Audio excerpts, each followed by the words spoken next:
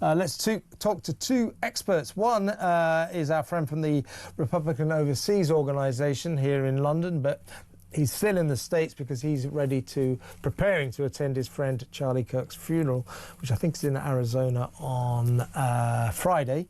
Errol Moorcoach. Hello, Errol.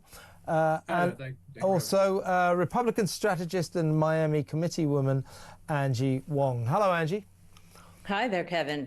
Good to have both of you on board.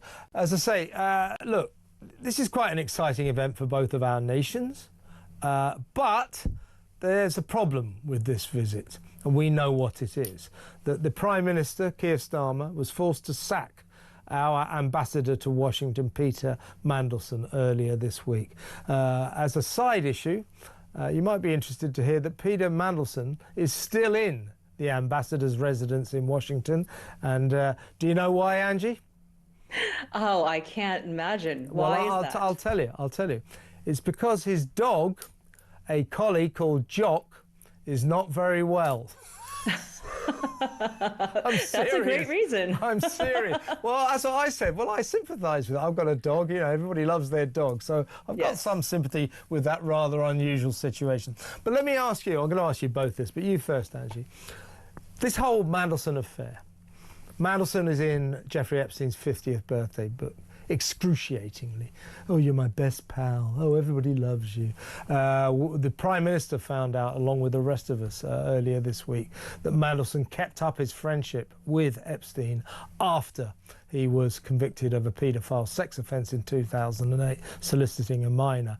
And in that respect, he's sort of the kind of Westminster or the political equivalent of Prince Andrew, keeping up a friendship with a convicted paedophile. Because of that, and because of the excruciating emails he sent to Jeffrey, oh, we still love you, we're so sorry, you must fight for a light sentence, and so on and so forth, stayed in his house while Epstein was in jail. Because of this, and the fact that the president is in that book as well, he denies it's him, he says that's a fake. But this trip, Angie, is going to be distinguished by the media asking question after question about Peter Mandelson, Jeffrey Epstein. It's going to be embarrassing for Donald Trump. I mean, it's a pity, but it is going to define this visit, isn't it? Yes, and Jeffrey Epstein continues to haunt politicians around the world from the grave.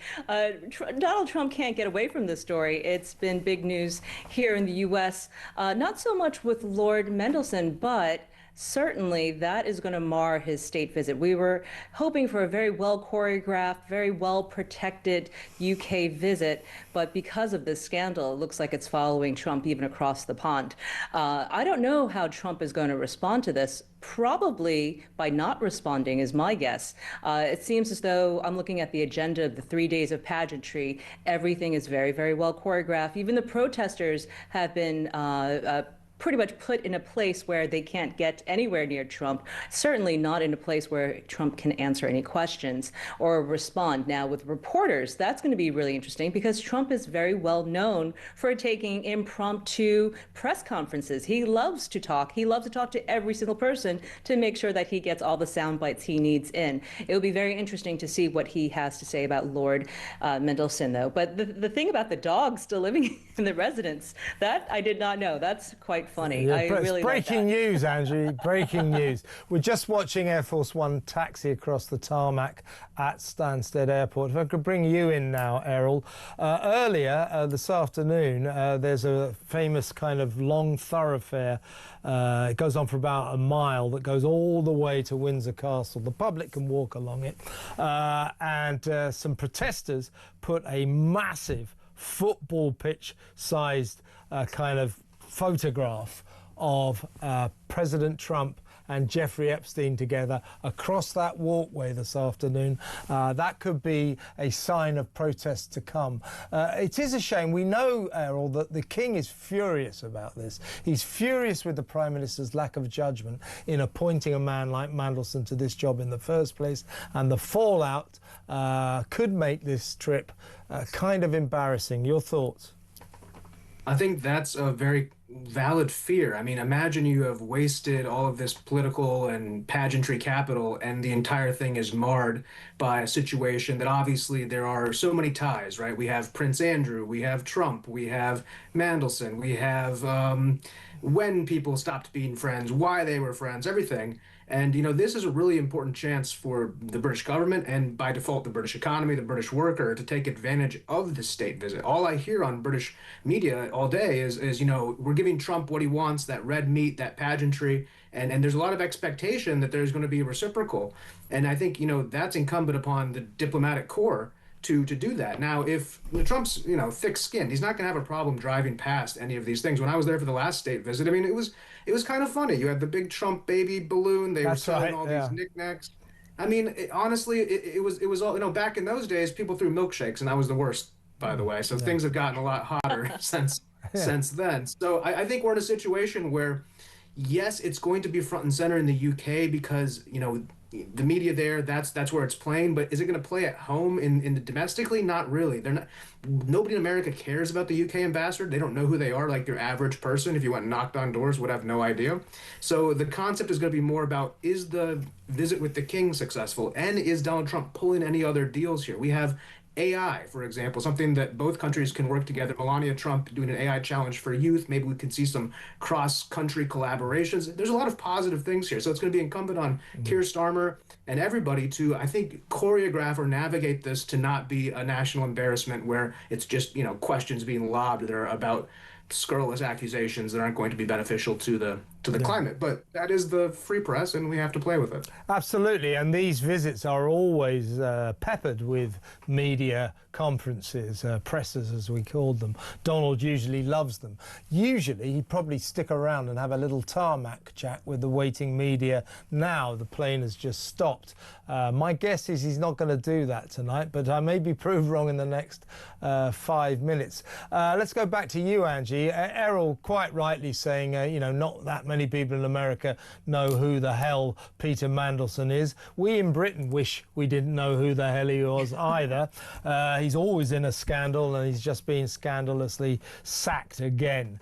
But it's not really about not knowing who Peter Mandelson is it? It's about the Jeffrey Epstein connection, a man whose tentacles continue to cause massive problems years after his death. As you say, there's Prince Andrew, a man who kept up his friendship with Epstein after his conviction for a paedophile sex offence. Now we know Peter Mandelson did the same. And then, of course, you've got the Donald Trump connection, a definite friend of Epstein once, although he denies that the entry in his in Epstein's 50th birthday book is genuine. He says that's a fake.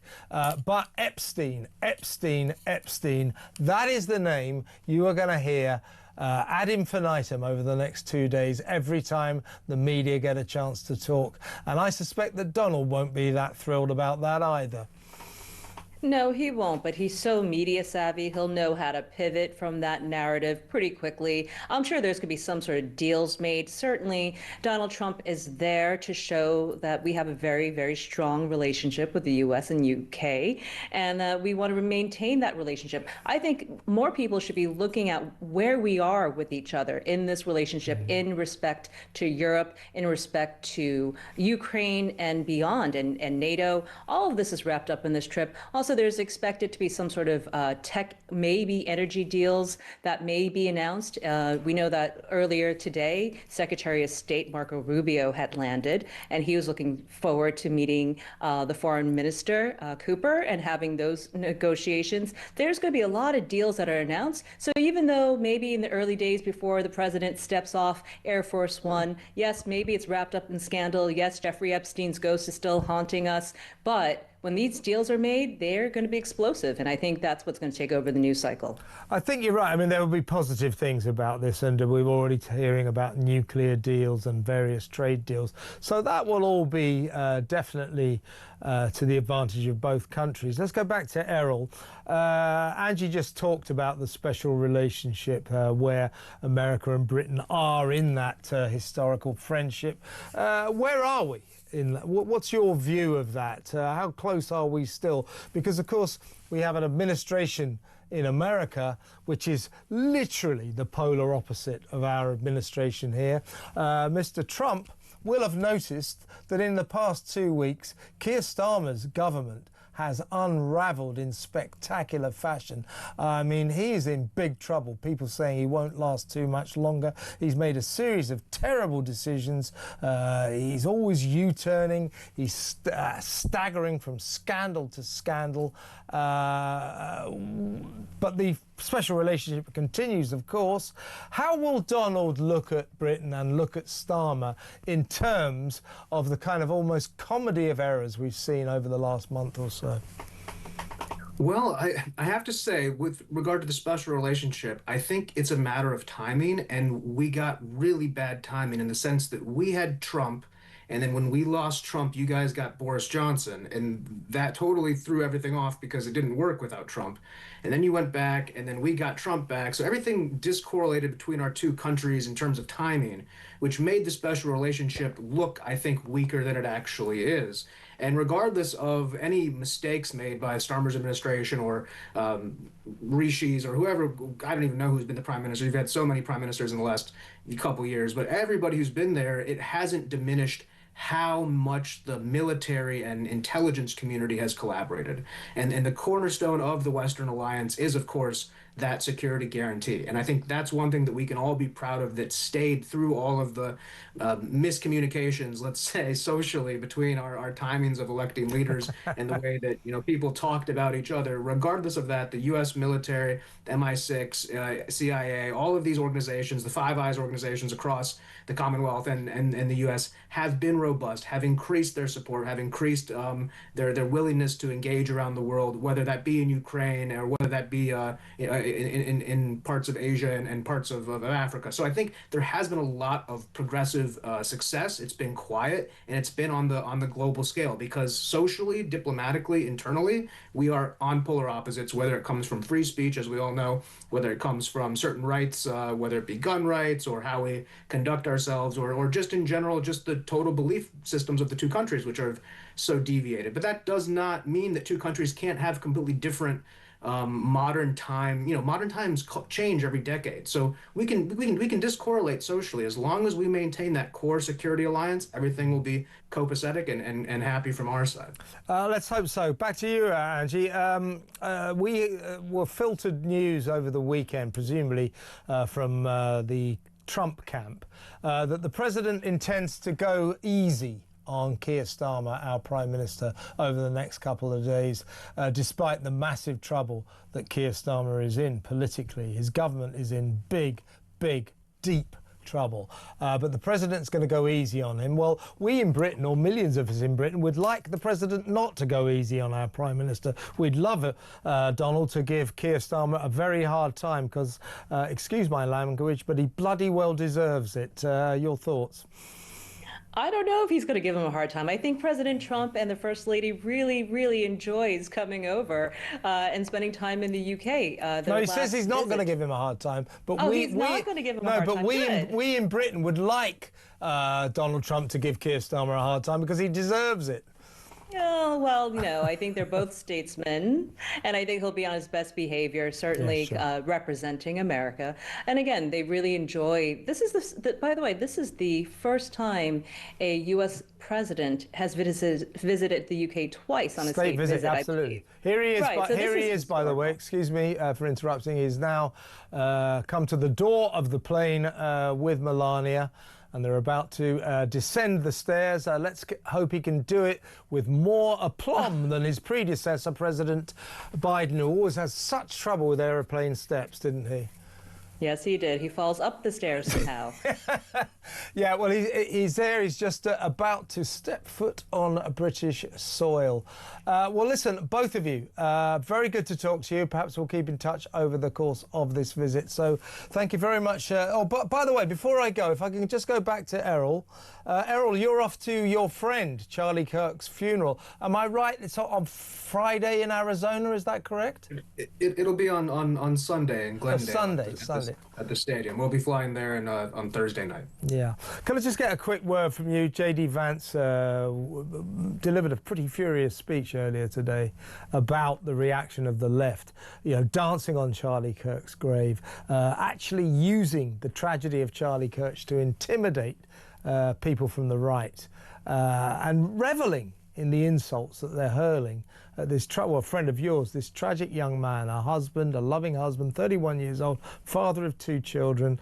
I know it's a long shot, but we've got to do something about this rhetoric, haven't we? We have to do something about it, certainly. I think that, you know, in 2020, we found out how many people were okay with them killing President Trump. And in 2025, we found out how many people would be okay with them killing somebody like you or me.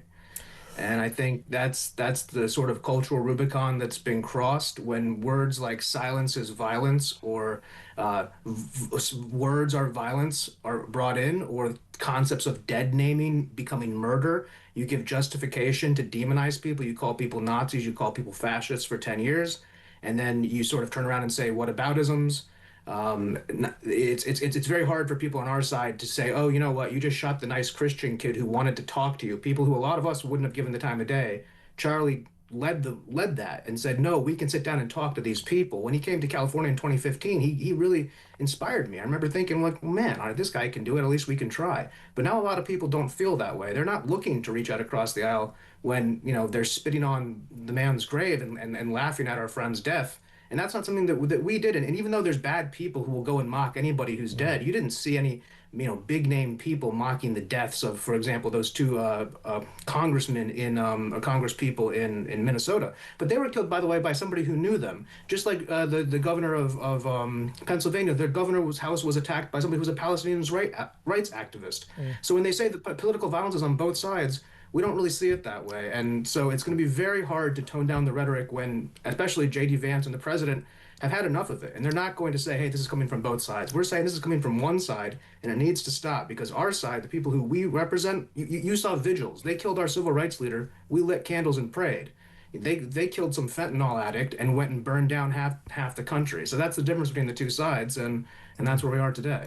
Well, Errol, good to talk to you. And once again, I know he's a good friend of yours, so I'm very sorry for your loss. Angie, before we go, is Angie still there? We're just watching the president, as I predicted, because I'm very, very clever. The president did not stop to talk to the press, and I think I know why. I think you know why. Quick word from you, if you don't mind, Angie, as President Trump and Melania climb aboard this helicopter and head into central London, where they will stay with the American ambassador at his fabulous residence in Regent's Park here. A quick word from you about what I was discussing with Errol there, the extraordinary reaction of the left celebrating the death of Charlie Kirk. Now, Erica, his heartbroken widow, made a powerful speech, an absolutely dramatic speech, where she said to these people who are dancing on her husband's grave, celebrating his tragedy, that they do not know what they have unleashed.